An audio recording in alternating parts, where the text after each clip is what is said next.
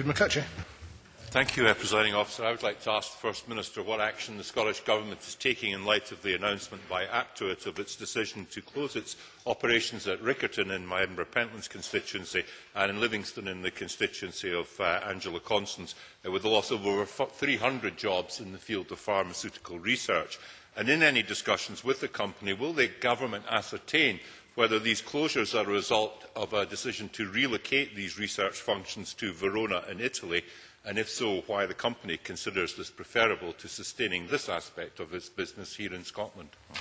Well, we were disappointed to learn of Actuate's decision to reduce the Scottish workforce. Our understanding of the decision, I know the Cabinet Secretary has already spoken to Actuate, indeed spoke before the public announcement of the decision, is due to global restructuring of the company's worldwide business services. The Cabinet Secretary for Finance and I will meet Tim Tyson, the Executive Chairman and CEO of Actuate, in the new year. He will also meet with Scottish Enterprise and Scottish Development International officials. We will continue to work with Actuate's senior staff in Scotland in the interests of the employees affected by this announcement and indeed to explore potential other options. Question 4, Bill Kidd. Presiding Officer, to ask the First Minister what progress the Scottish Government is making on reducing the homicide rate in Scotland. Minister. The progress is substantial, as the Chamber knows. The homicide levels in Scotland are at a 31-year low. The statistics show a 20% reduction over 2008-2009, including a 39% drop in the number of homicides involving sharp instruments. We have got record numbers of police on the front line, record investment in the Violence Reduction Unit, and our thanks should go to all of them and to the other social partners who are working incredibly hard to tackle violent crime, and as these statistics indicate, with some substantial success. Okay. I thank the First Minister for that reply. Can I ask the First Minister if he can commit to maintaining the increased number of police officers brought about since this Scottish Government came to power, and which has resulted in these record low figures of homicide in Scotland's homes and streets? Minister. Well, we remain absolutely committed to frontline policing services and maintaining our pledge to put that extra 1,000 officers on Scotland's streets. This has helped us. It has been a key factor in driving down the recorded crime rate to its lowest level in 3 decades, with the homicide rate falling by a fifth during the last year alone. Now, despite the overall cut in Scotland's budget, the packet of measures agreed with Cause's leadership will maintain at least 1,000 more police officers next year than when we came to power. And I hope this Parliament will recognise the importance of frontline policing. I was very, very disappointed to see that there had to be a correction to a Labour press release in the Courier today from Fife Constabulary. I understand that Fife Constabulary asked Labour to withdraw the press release from their website, but were told, we don't take things down from the site. I think if parties are caught out misinterpreting or misrepresenting the police force, at the very least they should make a belated correction, as the Courier has done today, and try not to misrepresent the position, particularly when Scotland is proud of having 1,000 extra police officers in the streets of this country. Robert Brown. Thank you very much. Does the First Minister agree with me that all the evidence suggests that the way to reduce homicides and other severe crimes of violence is a combination of effective policing and targeted diversionary initiatives like the Inverclyde Initiative or Operation Reclaiming Glasgow? Does he welcome the fact that these initiatives typically have led to a reduction of crime of around a third? Will he commit his government to continuing that approach, which tackles the causes of crime, removes knives from our communities, gives young people more positive alternatives, rather than just trying to make populist noises that sound tough? Yes, Minister. Well, can I recognise Robert Brown's consistent support for the direction of travel in judicial and criminal justice policy in Scotland? I think those of us who have argued for these things against the often knee-jerk reactions of some other spokesmen of other political parties can feel not complacent about the figures in Scotland, because there are still too many homicides, there is still too much crime, but nonetheless the fact that recorded crimes at a 30-year low and homicides at a 32-year low in Scotland perhaps indicate that those of us who have argued for the measures that Robert Brown describes can at least point to a substantial record of success which was notably absent when other parties were pursuing different policies. Question 5, James Kelly. Thank you, Presiding Officer. To ask the First Minister what the Scottish Government's position is on using GPS satellite technology to monitor sex offenders released into the community. The safety of our communities, the management of sex offenders, is something the Scottish Government takes very seriously indeed. and the multi-agency protection arrangements that take place in Scotland are some of the most robust systems in the world for managing sex offenders. Now, the satellite tracking pilots in England were not developed further on the basis of cost, but also because the technology cannot be made to work effectively underground or in buildings. And I know that James Kelly will have seen the report on the satellite tracking pilot from 2004 to 2006. However, we will continue to monitor developments in technology, including satellite tracking, to ensure that we have the most effective methods that will help frontline professionals in protecting the most vulnerable in our communities. James Kelly. Thank the First Minister for his reply. The public are right to be concerned about safety relating to sex offenders. This is demonstrated by the case of convicted rapist John Daly, who carried out a sex attack on a teacher in my constituency within 4 months of being released from jail.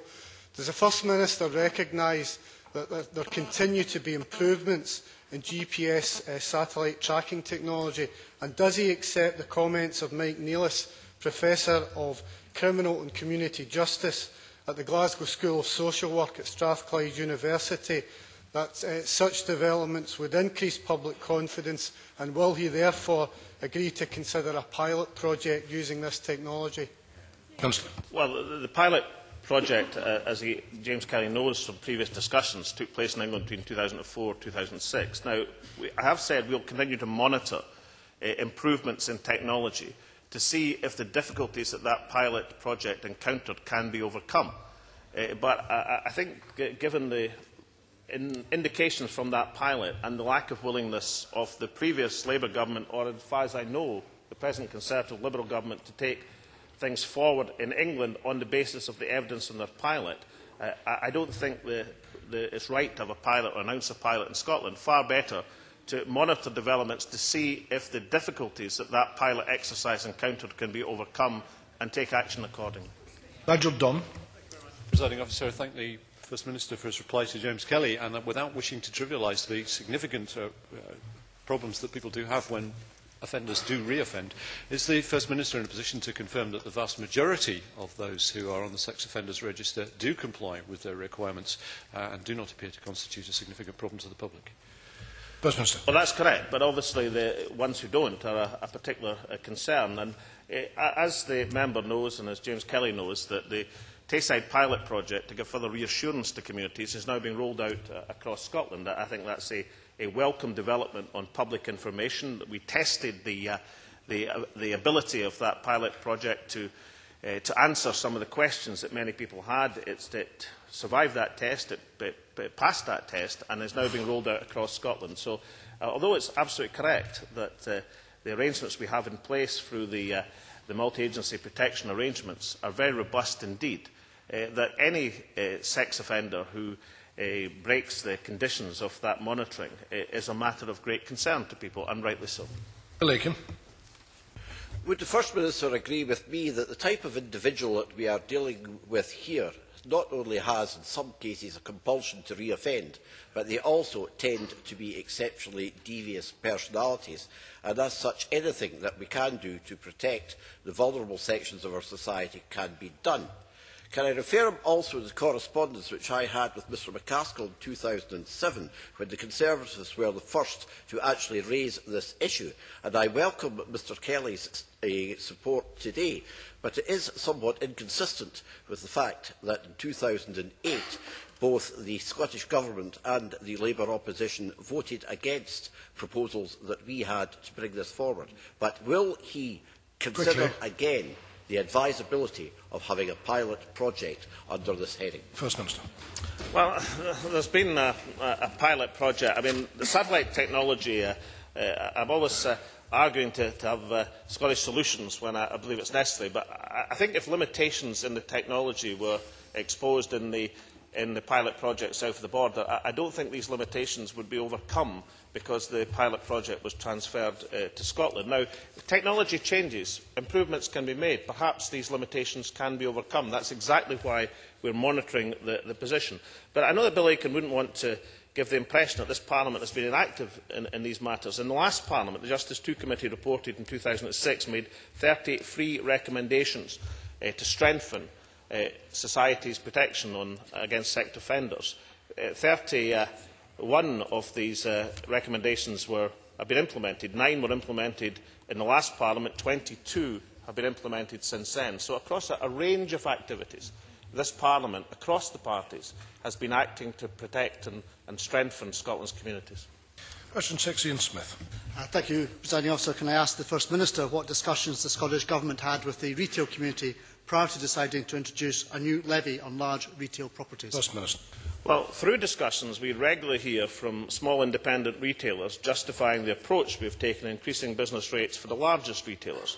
I think it is right that in tough times the additional burdens should fall on the largest retailers, from whom business rates account for only 2% of their turnover. Now, last week, despite the unprecedented £1,300 million reduction in our budget, we confirmed that the small business bonus scheme will continue, and next year free up to £128 million for small and medium-sized enterprises to invest in their businesses in Scotland. That has removed the rates burden from 63,000 business properties across Scotland, and latest estimates show that almost 60% of retail premises are now in receipt of some form of relief. Ian Smith. I thank the First Minister for that answer, but the Cabinet Secretary for Finance made it clear to the Economy, Energy and Tourism Committee last week that there was no advanced discussion on the specific proposals. The announcement came out of blue for retailers and has caused damaging uncertainty. The First Minister knows as well as anyone that jobs in Scotland jobs are needed in Scotland to grow the economy, and these jobs will come from the private sector. Uncertainty and increased costs will impact on future investment in Scotland. Does the First Minister think it is good practice to impose unexpected taxes on businesses, and will the First Minister agree to hold an urgent summit with the retail sector, and including members from opposition parties, so we can all hear where the industry, what their concerns are? First Minister.